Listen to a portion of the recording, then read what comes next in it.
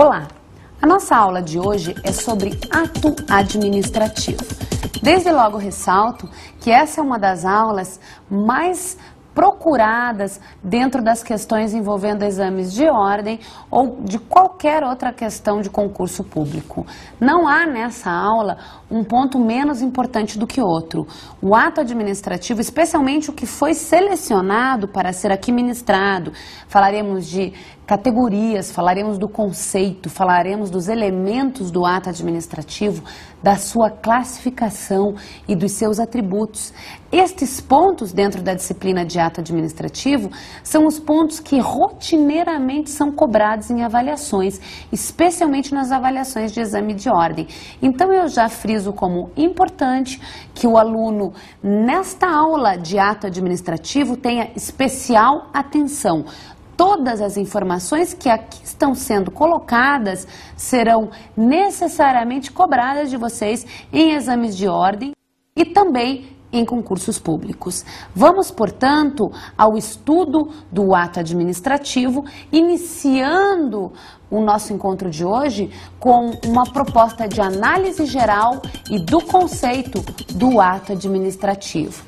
Esse ato administrativo, entendido sempre como um ato praticado por um agente público no exercício de função pública, é sempre denominado conceitualmente como uma fala prescritiva.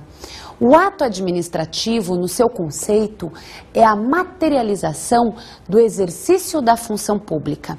O ato administrativo, ele vai consubstanciar-se na materialização, na objetivação de uma determinada obrigação jurídica imposta ao administrador pela lei. Por isso se fala que o ato administrativo é um dever jurídico do administrador, uma fala prescritiva. Por quê? Porque é uma fala da lei para o administrador, no sentido de prescrever uma conduta a ser realizada, e também uma fala da lei para o cidadão, neste mesmo sentido de estabelecer uma conduta, de impor uma conduta a ser realizada. Portanto, repetindo, o ato administrativo, ele vai ser executado por todo aquele que exerce função pública. Numa análise geral, o ato administrativo decorre da função pública. O seu conceito, materialização do exercício da função pública. O conceito de função, dever poder de concretização dos comandos normativos estabelecidos na Constituição e nas leis, que vimos em regime jurídico administrativo, volta à tona agora acerca do ato administrativo. Todo ato administrativo é a materialização desta função pública, portanto corresponde à objetivação do dever poder da administração de atender ao interesse público. É a forma como o administrador estabelece o seu contato com o cidadão. O administrador público age através de atos administrativos. Ele executa a função pública através do ato administrativo. É a ponte de comunicação entre o administrador público representando o Estado e o cidadão ou o próprio funcionário público. Dentro deste contexto, vamos estudar os elementos do ato administrativo. Como vocês puderam observar, são 5 os elementos do ato administrativo: sujeito, objeto, forma, motivo e finalidade. Vamos à análise individual de cada um deles. O sujeito dentro do ato administrativo é aquele que detém capacidade e competência. É importante definir capacidade. Para o direito, todo aquele capaz é o sujeito que possui mais de 18 anos. Portanto, o que nos interessa é a maioridade civil, hoje definida pelo Código Civil de 2002. É importante definir capacidade. Para o direito, todo aquele capaz é o sujeito que possui mais de 18 anos. Portanto, o que nos interessa é a maioridade civil, hoje definida pelo Código Civil de 2002. Sujeito com capacidade significa estar no pleno gozo de suas capacidades jurídicas, certo? E, portanto, ser maior de idade. Sujeito com capacidade e competência. Significa dizer que ele tem que estar investido numa função pública, com competência previamente definida. Ele tem que estar investido ou numa função ou num cargo público para poder dar validade ao ato que está praticando. Retomando, todo ato administrativo tem que ter um sujeito com capacidade, portanto, maioridade civil, e competência, portanto, investido em um cargo público ou numa função pública. Se não há um destes requisitos, o ato administrativo é inválido. Aliás, qualquer omissão em um dos elementos, sujeito, objeto, forma, motivo ou finalidade, leva à invalidade do ato. Importante relembrar, sujeito, capacidade, maioridade civil aos 18 anos, competência, investidura numa função pública ou então num cargo público que delimite o seu modo de atuar e a sua atividade específica. O próximo elemento, falamos de sujeito, vamos a falar do objeto. O objeto no ato administrativo sempre, necessariamente sempre, deve ser lícito e possível juridicamente. Significa dizer, no campo do lícito, o objeto deve ter correspondência no ordenamento jurídico. O objeto deve ser juridicamente correspondente a uma lei, ao ordenamento jurídico, a um princípio. Tem que haver uma previsão desse objeto no ordenamento. Nós não podemos imaginar que esse objeto possa, por exemplo, ser a construção de um aeroporto para extraterrestres. Porque não é algo que possa ser definido como juridicamente possível ou como lícito. Nós não podemos imaginar que dentro do campo do lícito poderia haver um ato administrativo que, por exemplo, estabelecesse regras para o jogo do bicho. Porque o jogo do bicho é entendido como uma contravenção penal e, portanto, é uma atividade ilícita. Nenhum ato administrativo pode ter como conteúdo seu, portanto, quanto é o seu objeto, uma atividade ilícita. O ato tem que ser lícito e possível juridicamente. Tem que haver uma possibilidade material para que ele exista. Eu não posso praticar um ato que não tenha uma correspondência no mundo dos fatos e também no mundo do direito. Na sequência, vimos, portanto, que o ato deve ser lícito, deve ser possível juridicamente em relação ao seu objeto e vimos que em relação ao sujeito deve haver competência e capacidade. Vamos falar sobre o elemento forma. No que se refere à forma, o ato administrativo deve necessariamente obedecer à forma prescrita em lei. Cada ato administrativo vai encontrar correspondência numa determinada lei que vai estabelecer a sua forma específica. Há, no mínimo, um núcleo comum. Que núcleo comum é esse? A ideia de que não há ato administrativo verbal. Todo ato administrativo é escrito e assim o é para garantir controle, para garantir controle, publicidade desse ato, para que possa haver fiscalização, certo? Então, todo ato administrativo tem que observar a forma prescrita em lei, repetindo, é importante, e todo ato administrativo deve ser expresso, escrito. Não há ato administrativo verbal. Falamos de sujeito, objeto e forma. Vamos a falar de motivo, o quarto elemento do ato administrativo. O motivo no ato administrativo deve ser relacionado a uma finalidade, a um interesse público, relacionado a uma ideia de bem comum. Não há motivo de direito administrativo, num ato administrativo, que não possa ter uma correspondência com o interesse da coletividade. O motivo, portanto, guarda uma estreita correspondência com o interesse público a ser alcançado. O último dos elementos é a finalidade. Esta finalidade diz respeito a você buscar o melhor interesse para a administração na consecução do bem comum.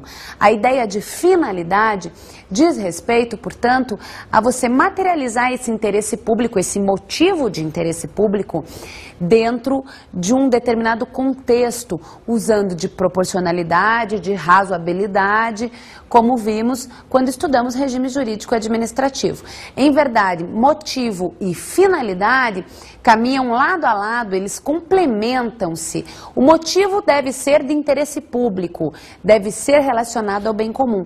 A finalidade deve buscar materializar esse interesse público na sua plenitude, de forma razoável e proporcional, ou seja, buscando o melhor resultado possível dentro da administração pública.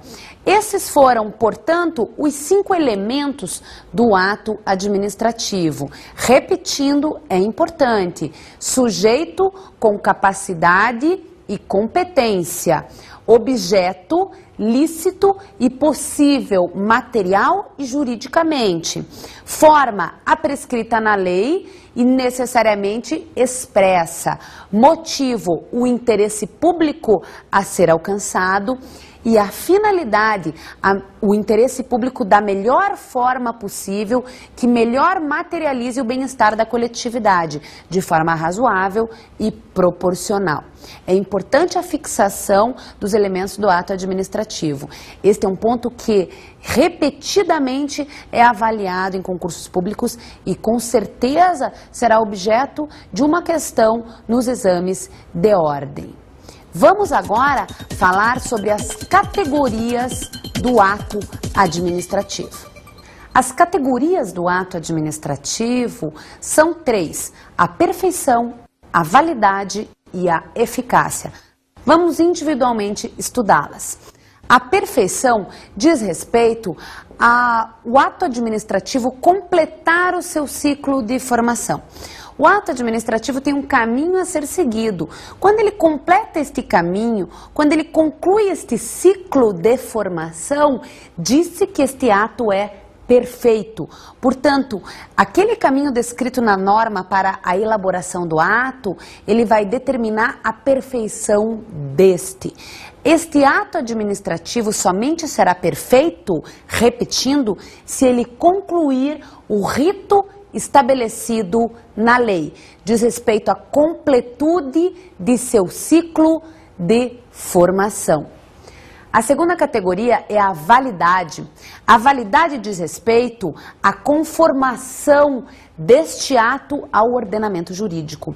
O ato administrativo somente é válido quando ele conforma-se, quando ele encontra adequação com o ordenamento jurídico. Não há ato administrativo possível de ser validado se ele não estiver de acordo com o ordenamento jurídico. A validade diz respeito, portanto, repetindo, é importante, a conformação do ato ao ordenamento jurídico, a sua adequação à lei, à Constituição e aos princípios do regime jurídico administrativo. Por fim, a última das categorias, falamos de perfeição e de validade, é a eficácia. A eficácia diz respeito à possibilidade de produção de efeitos do ato ou a produção dos efeitos em si. Portanto, é a potencialidade na produção dos efeitos ou a produção propriamente dita dos efeitos do ato. O ato administrativo produz efeitos imediatamente ou não, vai depender da situação em concreto e da previsão na lei. Todo ato administrativo deve ser necessariamente perfeito, completando o seu ciclo de formação, válido, adequado ao ordenamento jurídico e eficaz. Haverão casos de atos administrativos que são perfeitos e válidos, mas que ainda não são eficazes, que estão condicionados à ocorrência de uma determinada circunstância definida na norma. Outros casos haverão também de atos administrativos que são eficazes, porém são inválidos. Nesta hipótese, não resta outra alternativa ao cidadão a não ser buscar a tutela do Poder Judiciário, porque ele já está suportando os efeitos de um ato que é inválido ou que não é perfeito. Essas são as categorias do ato administrativo. Repetindo, é importante: perfeição, validade e eficácia. Vamos agora para os atributos do ato administrativo. Os atributos do ato administrativo também são em número de 3. Estamos a falar da imperatividade, da presunção de legitimidade ou de veracidade e da autoexecutoriedade. Vamos individualmente estudá-las. A imperatividade, nós já mencionamos quando falamos em prerrogativas, ela diz respeito a uma obrigatoriedade do ato administrativo em relação ao cidadão. O ato administrativo para o cidadão é obrigatório, ele é compulsório, por isso disse imperativo. Ele não pode ser descumprido. O cidadão, ainda que não concorde com esse ato administrativo, ele não tem opção. O ato lhe é cogente, lhe é obrigatório, ele deve cumpri-lo, a não ser que ele busque a tutela do Poder Judiciário e obtenha uma autorização para não fazê-lo. Salvo esta hipótese, o ato administrativo necessariamente tem que ser cumprido pelo cidadão. Essa é a imperatividade. Repetindo, o ato administrativo é imperativo, ou seja, obrigatório e cogente, independentemente da concordância do cidadão. O próximo atributo do ato administrativo é a presunção de legitimidade ou de veracidade do ato administrativo. O ato administrativo presume-se verdadeiro, presume-se legítimo. É uma presunção relativa, nós já falamos sobre isso em regime jurídico administrativo, que pode ser afastada. A decorrência desta presunção é uma inversão no ônus da prova. O ato administrativo é presumidamente verdadeiro e legítimo e cabe ao cidadão provar o contrário. Na sequência, vamos trabalhar o último dos atributos do ato administrativo, que é a autoexecutoriedade. A autoexecutoriedade diz respeito a uma aplicação imediata do ato administrativo. O ato administrativo aplica-se de imediato em relação ao cidadão. A administração pública, no momento em que pratica o ato, o impinge, o condiciona ao administrador público e ao cidadão. A administração pública, através do administrador público, de forma direta, faz valer o ato administrativo. Esse ato administrativo autoexecutável, portanto, ele não depende de autorização judicial ou de quem quer que seja para ser realizado, para ser materializado. Todo ato administrativo encontra uma previsão na lei. Desta forma, a administração, ao estabelecer e realizar esta previsão na lei, vai estar obrigando a liberdade do cidadão, obrigando alguma conduta do cidadão de forma direta e imediata. Essa é a autoexecutoriedade do ato administrativo. Encerrados os atributos do ato administrativo, passaremos a estudar a classificação dos atos administrativos. Adianto desde logo que de cada 10 questões dos exames de ordem relativas a essa matéria, 4 dizem respeito à classificação.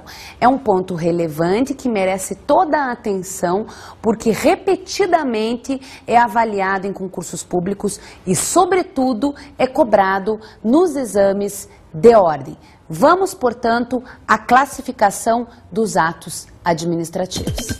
Quanto à formação do ato administrativo, ele pode ser simples, composto e complexo. O ato simples é aquele ato praticado por um único agente, a uma única manifestação de vontade, consubstanciada num único ato. Por exemplo, a exoneração de um servidor público pelo governador que ocupa um cargo em comissão.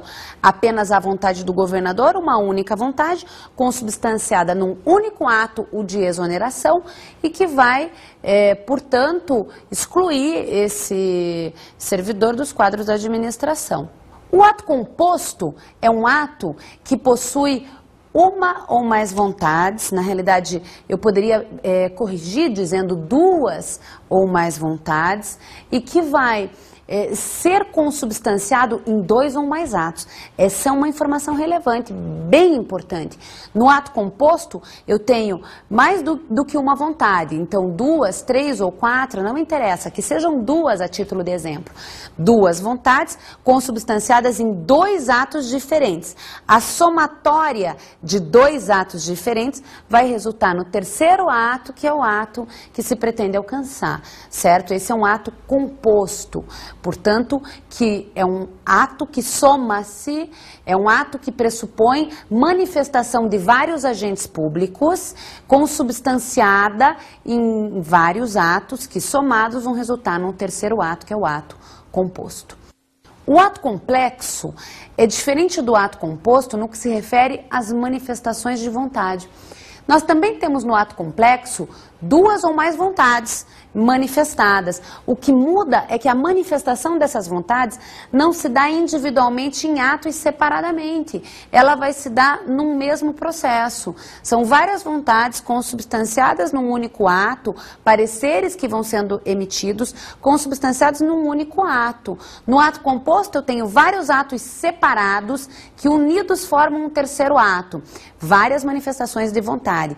No ato complexo eu tenho um único ato que tem sobre si manifestadas várias vontades e que vai, portanto, assemelhar-se, embora não seja o mesmo, ele vai assemelhar-se à ideia de um procedimento. São várias vontades ligadas que, somadas estas vontades, vão resultar no ato complexo. Quanto às prerrogativas, os atos administrativos podem ser atos de império e atos de gestão.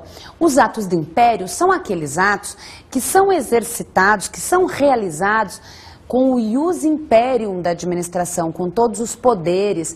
Costuma-se dizer, a administração aparece nesses atos administrativos como potestade pública. Ela aparece com todo o seu poder, com todas as suas prerrogativas que já vimos em regime jurídico administrativo. Os atos de gestão são atos que a administração pública pratica despida da sua condição de autoridade, despida da sua condição de autoridade com poder, com prerrogativa. São atos que a administração pública executa numa condição de igualdade com o cidadão. Então, por exemplo, num ato de gestão, a administração resolve locar um determinado imóvel para acomodar uma secretaria sua. Esta locação, este contrato de locação, ele não pode se traduzir num ato de império, porque nenhum locador vai se submeter a regras impostas pela administração. Se a administração pleiteia aquele imóvel, ela pode desapropriá-lo e aí teríamos um ato de império. Se é um ato de gestão, a administração vai negociar com aquele cidadão em condições de igualdade, como se fosse um particular, e locar o imóvel. No ato de gestão, portanto, a administração pública não atua com as suas prerrogativas, com os seus poderes. Ela equipara-se ao cidadão. No ato de império, a administração pública atua na condição de potestade, atua na condição de autoridade e, por isso, ela faz valer as suas prerrogativas. A nossa próxima classificação diz respeito aos destinatários do ato. Podem ser individuais os atos administrativos ou gerais. Atos individuais são aqueles que especialmente são destinados a um único sujeito, a um único cidadão. Por exemplo, um ato de aposentadoria. Atos gerais são aqueles atos que destinam-se a um número indeterminado de cidadãos ou de pessoas. Destinam-se genericamente a todos. Por exemplo, uma instrução normativa da Anatel definindo regras no uso da telefonia celular. Esta classificação em atos individuais e atos gerais, ela é bastante requisitada em concurso, por isso é importante que seja memorizada. Quanto à estrutura do ato administrativo, dividimos estes atos administrativos em atos abstratos e atos concretos. Os atos abstratos são aqueles que não referem-se a uma situação específica, não referem-se a uma determinada circunstância fática, não estão diretamente relacionados a um acontecimento fático. Os atos concretos, ao contrário, são atos administrativos que referem-se a uma situação concreta específica e, portanto, direcionam-se especialmente para aquela circunstância. O exemplo, a exoneração de um servidor público, a demissão de um servidor público ou a sua aposentadoria. São atos concretos porque dizem respeito a uma situação concreta específica. É importante salientar que o mesmo ato administrativo vai obter uma classificação em relação à formação, em relação aos efeitos, em relação à estrutura. Por isso é que nós vamos repetindo os exemplos, para que o aluno possa ter em mente essa distinção dentre as diversas classificações. Vamos para a nossa próxima classificação, que diz respeito aos efeitos do ato administrativo. O ato administrativo pode ser constitutivo ou declaratório. O ato administrativo constitutivo é aquele ato que vai constituir uma determinada relação jurídica que não existia anteriormente. Esse ato administrativo constitutivo, ele vai realizar uma relação jurídica entre o cidadão e a administração pública. Ela não existia preteritamente, ela passou a existir quando da ocorrência do ato. Por isso disse constitutivo, porque ele constitui uma nova situação jurídica, uma nova relação jurídica. Um ato constitutivo, novamente, é um ato de aposentadoria. Por quê? Porque é um ato que altera a situação jurídica do cidadão. Ele antes era um funcionário em atividade e após a edição do ato de aposentadoria, ele passou à condição de aposentado, de inativo e, portanto, mudou a sua situação jurídica, constituindo uma nova situação. O ato declaratório é aquele ato que não constitui nenhuma situação jurídica, que apenas e tão somente declara uma situação jurídica já pré-existente. Este ato declaratório, ele vai, por exemplo, declarar a matrícula numa universidade, ou ele vai declarar o tempo de serviço de um servidor público dentro de uma estrutura da administração pública. Apenas e tão somente declara algo já pré-existente. Quanto ao grau de liberdade, os atos administrativos podem ser discricionários e vinculados. Alunos, esse é o ponto mais importante de todos, ainda que eu já tenha dito que outros pontos são importantes. Quanto ao grau de liberdade, esta classificação é sem dúvida nenhuma relevante. Peço a vocês que tomem nota, que tenham atenção, porque estamos a falar de uma matéria que com certeza absoluta vai ser objeto de uma questão nos exames de ordem. Quanto ao grau de liberdade, o ato é vinculado, e diz-se vinculado, quando todos os seus elementos são regrados, quando não há espaço nenhum para que o administrador possa escolher um caminho a ser seguido na norma.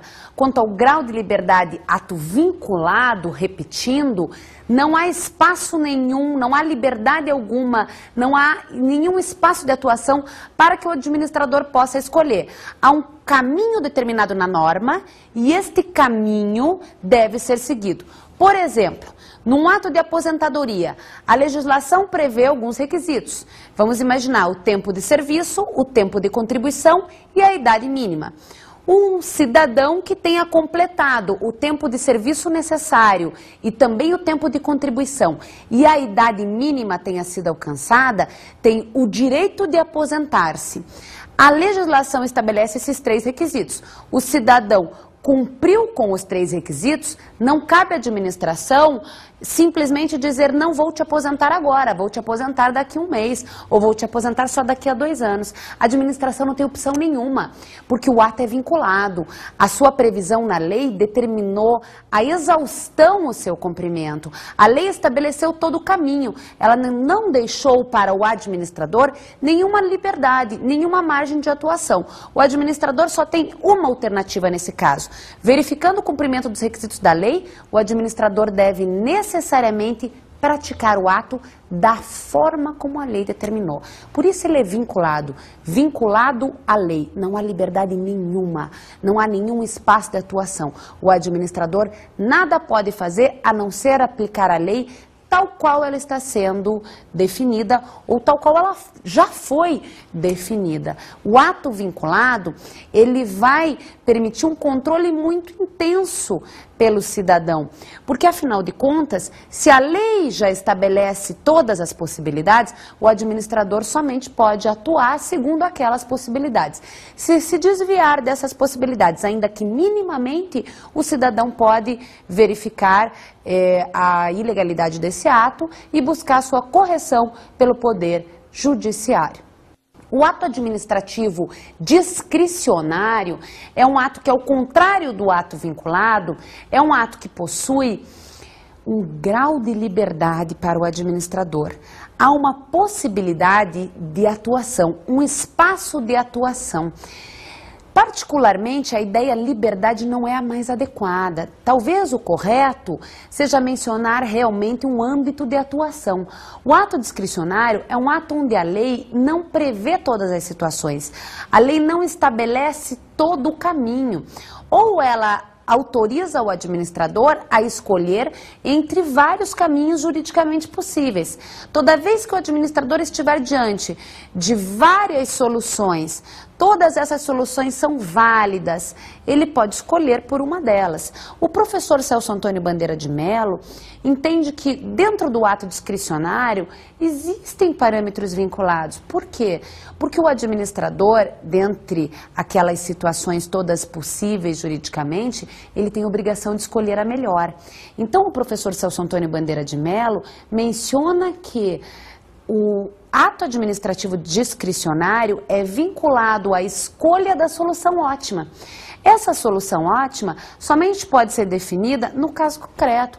A priori, não é possível ser mencionada, não é possível ser pré-determinada. É o administrador, no caso concreto, que vai ponderar os valores e verificar qual é a melhor atuação. A analogia que sempre se faz em relação ao ato discricionário é a da moldura de um quadro. A moldura desse quadro é o ordenamento jurídico. Nela está contida a lei, está contida a Constituição, estão contidos os princípios. Eles limitam esse quadro. Quando o pintor vai pintar a tela, ele não pode pintar a tela maior do que a moldura. O quadro dele, a obra dele tem que estar limitada àquela moldura. O administrador, quando vai aplicar a lei, ele está adstrito a essa moldura também. A tela que ele vai pintar, portanto, o ato administrativo que ele vai praticar, necessariamente tem que estar limitado a essa moldura, que é o ordenamento jurídico, que é a Constituição, que é a lei, que são os princípios do regime jurídico administrativo. Vinculação e discricionariedade são os grandes objetos de controle da administração pública. O ato discricionário é um ato que demanda um controle muito grande, porque nós temos que verificar se o administrador público agiu com proporcionalidade, agiu com razoabilidade e agiu respeitando todos os demais princípios do ordenamento jurídico, aqueles que vimos no regime jurídico administrativo. O ato discricionário, portanto, repetindo, é um ato que permite ao administrador um espaço de atuação, permite ao administrador escolher um campo de ponderação e vincula-o à escolha da solução ótima.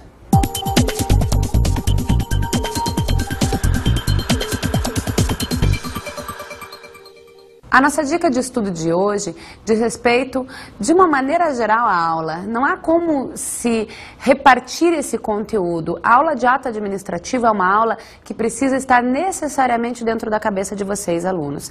Se fosse para selecionar o ponto mais importante, eu diria vinculação e discricionariedade. Aprender o conteúdo da vinculação como de um ato administrativo inteiramente regrado pela lei e do ato discricionário como um ato administrativo onde há um espaço de atuação, onde há um campo de escolha para o administrador, por óbvio, vinculado à solução ótima. Mas eu repito, essa é uma aula que poderia servir inteira como dica de estudo. É uma aula que vocês precisam memorizar. Até logo e até a nossa próxima aula.